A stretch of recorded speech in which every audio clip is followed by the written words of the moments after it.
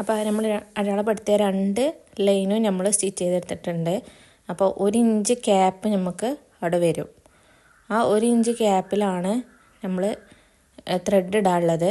ഇനി ഇതിൻ്റെ ലാസ്റ്റ് അറ്റ ഭാഗം ഇതുപോലെ ഉള്ളിലേക്ക് ഫോൾഡ് ചെയ്തിട്ട് ഒറ്റ സ്റ്റിച്ചായിട്ടും കൊടുക്കാം, നോർമലായിട്ട് ഒറ്റ സ്റ്റിച്ചായിട്ടും കൊടുക്കാം. ഓവർലോക്കിംഗ് ഉള്ളവർക്ക് അങ്ങനെയും ചെയ്യാം. അപ്പോൾ ഓവർലോക്ക് ചെയ്യുന്നവർക്ക് അതുപോലെ ഓവർലോക്ക് ചെയ്തിട്ട് ആ ഭാഗം കംപ്ലീറ്റ് ചെയ്യുക. അതല്ല എന്നുണ്ടെങ്കിൽ ഉള്ളിലേക്ക് ഒന്ന് ഫോൾഡ് ചെയ്തിട്ട് സ്റ്റിച്ച് ചെയ്താൽ മതി. ഇപ്പോൾ ഇത് ഞാൻ ഓവർലോക്ക് ചെയ്തിട്ടുള്ളതാണ് ഞാൻ കാണിക്കണത്. ഇനി അതിൻ്റെ ത്രെഡ് ഇടാൻ വേണ്ടിയിട്ട് നമ്മൾ ആ 1 ഇഞ്ചിൻ്റെ ക്യാപ്പ് എടുത്തിട്ടില്ലേ, അതായത് ആ 2.5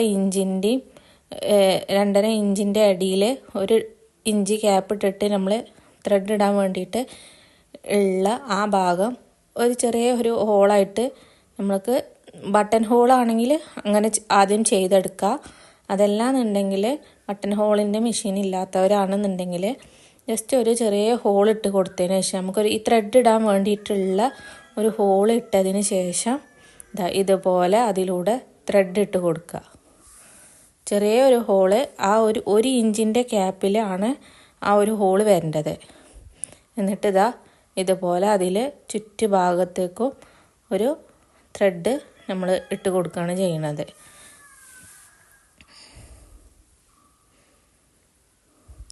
ത്രെഡ് എടുക്കുമ്പോൾ ശ്രദ്ധിക്കുക, ഇതുപോലെ ഈ ഷൂവിൻ്റെ ലേസ് പോലത്തെ ത്രെഡ് എടുക്കാൻ മാക്സിമം നോക്കുക. കോട്ടൻ്റെ ത്രെഡ് ആയാലും കുഴപ്പമില്ല.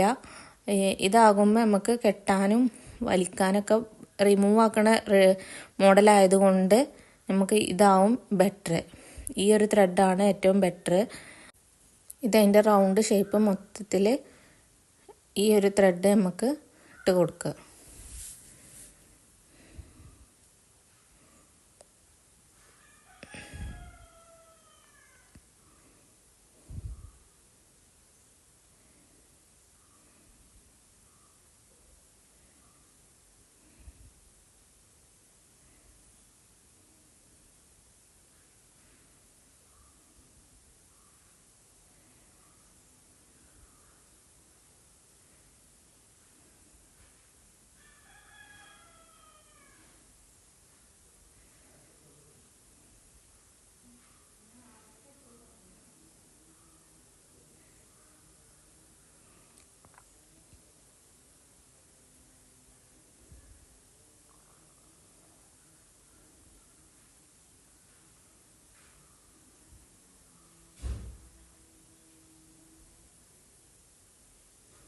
അപ്പോൾ ആ ത്രെഡ് മൊത്തത്തിൽ നമ്മൾ ചെയ്ത് കൊടുത്തിട്ടുണ്ട്.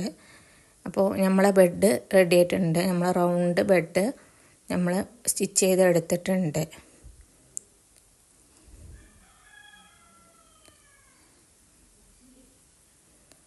അപ്പോൾ നമുക്ക് 2 ഷെയ്ഡും ഡബിൾ ഷെയ്ഡായിട്ട് യൂസ് ചെയ്യാം.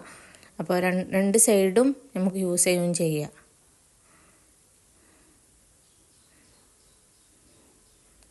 നമ്മൾ റൗണ്ട് ബെഡ് റെഡി ആയിട്ടുണ്ട്. ഫില്ലിങ് കൊടുക്കുമ്പോൾ ശ്രദ്ധിക്കുക, അത്യാവശ്യം നല്ല ഫില്ലിങ് കൊടുക്കാൻ വേണ്ടി ശ്രദ്ധിക്കുകയും ചെയ്യുക കേട്ടോ.